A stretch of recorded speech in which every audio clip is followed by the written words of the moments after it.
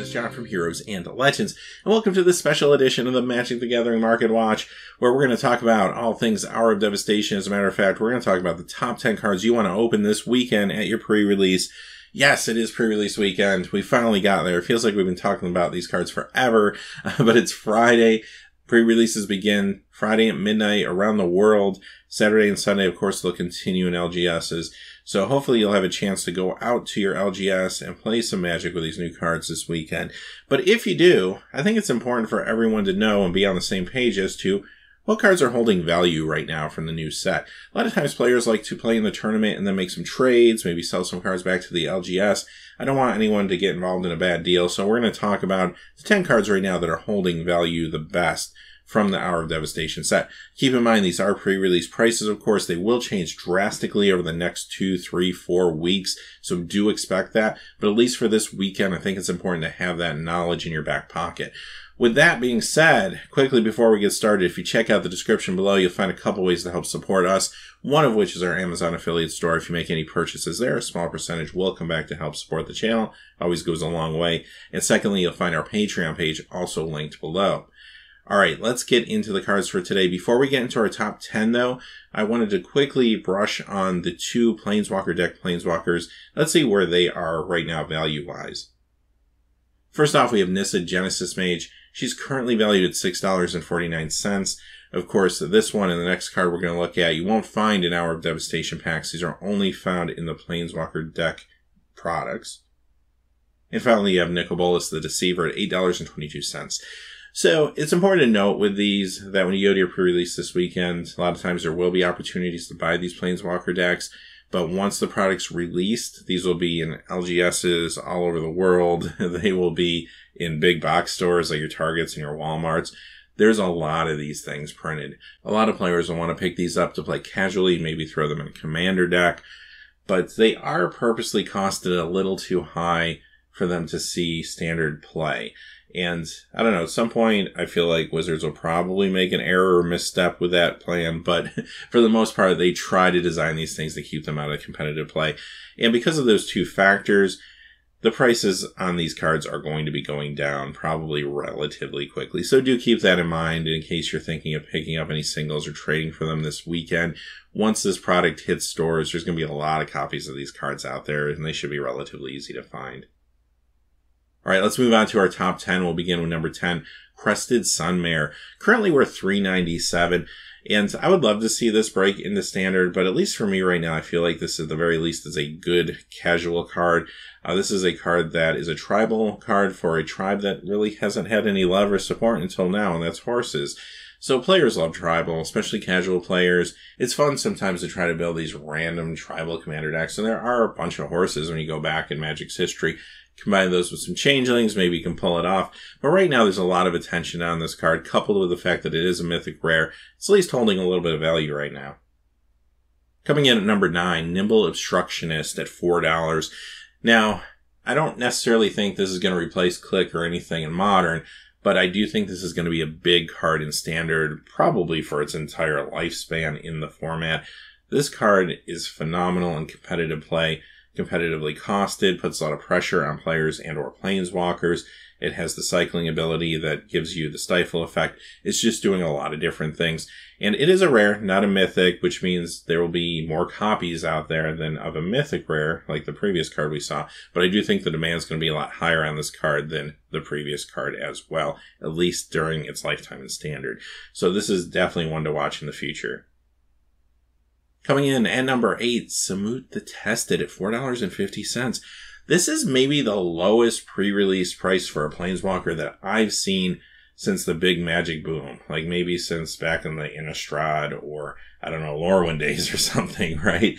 But at least since the Return to Ravnica era where we've had a big boom in players, I have not, at least I don't remember seeing a pre-release price this low for a Planeswalker prior to it coming out. So, a couple of reasons for that. I mean, if you saw my review of the card when I did the set review, I just feel like it's a win more. It's great if you're ahead, helps you maybe close out a game faster before your opponent gets a chance to stabilize. But if you're behind or in a board stall, this doesn't necessarily like take you the game or help you catch up, which is a little awkward for 4 mana. And there's other Planeswalkers for 4 that are powerful and can do a lot more things, right? And even the color requirements are easier. And I'm thinking of things like Chandra, for example. So, yeah, I don't know. Like, the card is still a fun casual card. There's going to be players that are going to like this card, that are going to like the character and want to play with it. And it is a mythic planeswalker that's going to carry some weight for sure. But I think this card is going to continue to go down, maybe even more, once packs get open. Coming in at number 7, Lemony at $5.02. And there's been a lot of hype around this card. I'm a little surprised it's only $5 pre-release, just because a lot of times pre-release prices are a little inflated. I will say, though, you'll notice this as we go through the list, these prices feel a little more conservative than normal. I don't know if this is because it's a small set in the summer, maybe not as much attention on it, but there are some conservative price points when it comes to a few good cards on the set. This is definitely one of them. So for $5, this is a card that is both a hoser for a lot of strategies like Energy. That's one reason you'll see it in Standard, at least out of sideboards, no doubt. It can host things like Infect, for example, which, even though Infect's really not too big of a portion of the field right now in Modern, it's been down recently. If it ever tries to make a comeback, this card's waiting for it. Definitely casual play. You can do different things like combo this with all sorts of crazy stuff, right? Like, this card combos with numerous cards. I don't want to spend too much time on it because we've done a lot of videos this week and last week talking about this card and all the different things it can do. So definitely check those videos out for more information. But yeah, this card is just insane. I mean, it just works well with so many things. There's so many things I'm sure people haven't even discovered yet.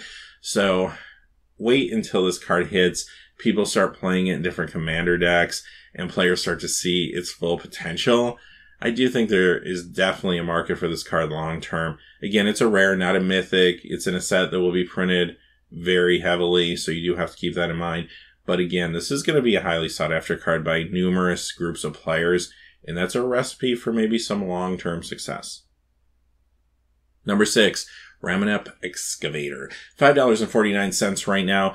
And Crucible of Worlds on legs, that can't be bad, right? In some ways, it's a improvement. Depends on how you look at it. There's times where it's better to have a creature with the ability. There's times when it's better to have an artifact with the ability. Now, sometimes, yes, creatures do die a little bit easier than artifacts. Keep that in mind. But a lot of times it's easier to tutor for creatures and things, especially in more current formats. So this card is going to be hot, I think. It's actually been hot in the last 24 hours. This card's gone up a good 50 cents or so just since yesterday. So there are people paying attention to it. It's an awesome budget option for Crucible decks and casual play, commander, stuff like that. So definitely want to keep that in mind. And also, too, I do think it has potential in the constructed formats. I want to see how this interacts with things like the Cycle Lands, for example. So that's going to be interesting to see in the upcoming standard format. Coming in at number 5, the Scorpion God. We're in God territory now, $5.66. And the Scorpion God is the first of the 3 gods we'll see. They're all on the list, but they all seem good. And I think at any given time, any of them could see standard play. This one, especially with the -1/-1 counter mechanic attached to it, feels like that mechanic never really quite got there last time around in standard, but maybe this is the card that pushes it. Coming in at number 4, my favorite of the 3, the Locust God. Another card that's hot within the last 24 hours or so, going up to $7 now. And this card is just perfect for how I like to play Magic. Like, I like to draw cards, I like to loot, and I'm rewarded for that with not only the 4/4 flyer that is very hard to deal with, but also 1/1 flying haste tokens. Yeah, this card is awesome, and I look for this to be actually played not only in standard, but probably a lot of other formats too. I mean, this is a great card for like a lot of cubes that have a card draw element to them. Great for commander, great for just casual play in general. And I kind of wonder about even, I don't know, perhaps modern. It's a little expensive at $6, but it does have a huge payoff. Coming in at number 3, Rezac the Foul-Blooded at $7.50. Now, this is pretty high out of our list, but Rezac has lost a little value over the last 24 hours. I feel like this is a card that will definitely find a way to get into play, and you don't want to necessarily hard cast it when you're talking about standard or anything like that. But either now or in the future, I do think someone will brew something where they can cheat it into play. Now, we don't have Aetherworks Marvel, and right now, a lot of the ways that do cheat cards into play might be not quite fast enough or good enough for competitive formats. But we'll kind of wait and see how the meta evolves, and then also, too, what happens in the future. Post-rotation, when we lose cards, a lot of the other decks might get their strategies watered down a little bit, and then if we get any other tools that help with this particular strategy, then maybe it gets better. So this is one to watch in the future. If it doesn't happen right away, I feel like at some point in his lifetime within the formats that will happen. I don't see this card replacing Griselbrand in the formats I want to play Griselbrand, though, even though you could argue that there's something to be said for getting the card you need at the moment. Griselbrand's raw power, drawing 7 cards and the lifelink and everything, I think is just too much to overcome. So I don't see it there, but I do see this again in a lot of casual places. Coming in number 2, the Scarab God, the highest god at $9.41. And here we are at number 2, and we still haven't broke the $10 mark. But this card, of course, it plays well with Zombie Tribal. So again, that's going to appeal to a lot of players. It will appeal to casual players who just want to play with zombies. It's also going to appeal for those standard players that are trying to revive the zombie decks, especially like that version maybe of the mono black zombie deck that was so hot at the beginning of the meta, but had to deal with things like Sweltering Suns. Now with Eternalize and cards like this, bringing zombies in at higher power and toughness, definitely could make that deck a contender again.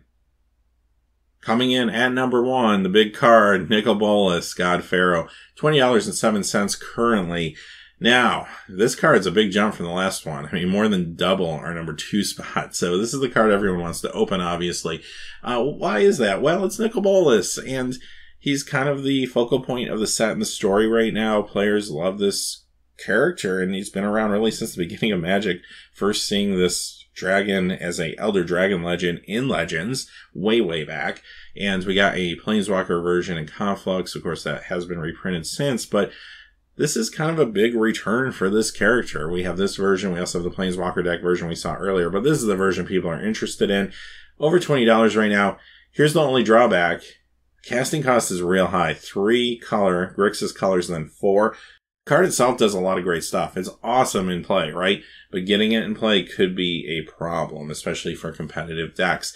And I do think it's going to be tough to pull off, at least again in this current meta. So we'll have to kind of wait and see if someone can brew a way again to maybe either cheat into play or ramp into this and be efficient enough to get some standard play out of it. I think if it doesn't happen right now, it will happen at some point, depending on where the meta goes. But regardless, just casual play, people want to play this card in Commander. They want to play it in their casual kitchen table Magic. They want to throw it in cubes. So it's going to be popular. Can it sustain a $20 price point, though, once people start opening packs? I don't think so in the short term. I do think this loses value and goes below $20 relatively quickly.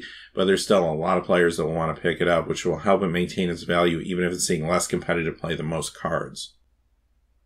With that being said, those are the cards you want to be looking for this weekend at your pre-releases. Like I said before, it's really all about knowing what you have so that after you're done with your event, if someone wants to make some trades with you or you want to sell a few cards back, maybe get some money to play in another event or something like that, you know what you got. You know what the value is, at least currently as of this weekend. These are going to change a lot, I promise you, over the next few weeks. You're going to see huge changes in these values. But at least for right now, this is where we stand. Tomorrow, we're going to be back with a regular edition of the Market Watch like we normally do on Saturdays. And I will definitely see you then. Let me know how you do this weekend at your pre-release. Let me know in the comments below, whether it's this video or another video. Love to hear about your crazy pulls, those invocations, those foils. Who's going to pull the foil Bolus, right? And I also want to hear about your actual tournament, how you did and how everything went, what kind of deck you ran, stuff like that. So, till next time, thanks for watching. Please remember to like and subscribe, and have a great day. Hey, thanks for watching. This video is made possible by the generous support of viewers like you on Patreon. Check out the description below for links to our Patreon page as well as our Amazon affiliate store, where a small percentage of all sales will also help support the channel. Finally, if you haven't had a chance yet to subscribe, hit that subscribe button so you don't miss any new videos on Heroes and Legends. Talk to you again soon, and have a great day.